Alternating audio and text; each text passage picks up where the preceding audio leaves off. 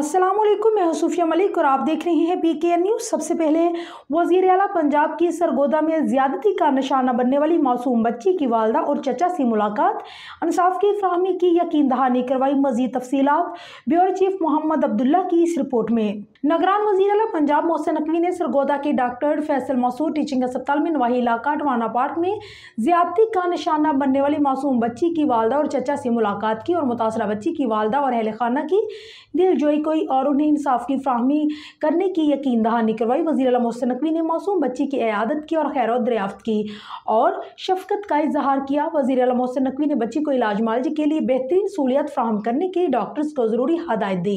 Inspector general police doctor Usman Anwar भी उनके हमरा थे। निगरान वज़ीर आला मोहसिन नकवी ने कहा है कि इंसानी सोज़ वाक़े का जिम्मेदार मुलजिम इंसान नहीं दरिंदा है। ऐसा दरिंदा सिर्फ मुलजिम इबरतनाक सज़ा का हकदार है। मासूम बच्ची पर जुल्म करने वाला सफाक मुलजिम कानून के तहत करार वाक़ई सज़ा से नहीं बच पाएगा। मजलूम खानदान की दिलजोई और दादरसी के लिए आया हूँ। हुकूमत मुतासरा खानदान के साथ है और हर मुमकिन देखभाल करेगी। मजलूम खानदान की दादरसी में कोई कसर नहीं उठा रखी जाएगी। इंसाफ के तमाम तर तकाजे पूरे करेंगे। वज़ीर आला पंजाब मोहसिन नकवी ने बाद मीडिया से बातचीत करते हुए कहा है कि सरगोदा में मासूम बच्ची के साथ पेश आने वाले अफसोसनाक सानहे की वजह से सर शर्म से झुक गए। मासूम बच्ची के साथ ज्यादती का अर्तकाब दरिंदा सिर्फ लोग ही कर सकते हैं।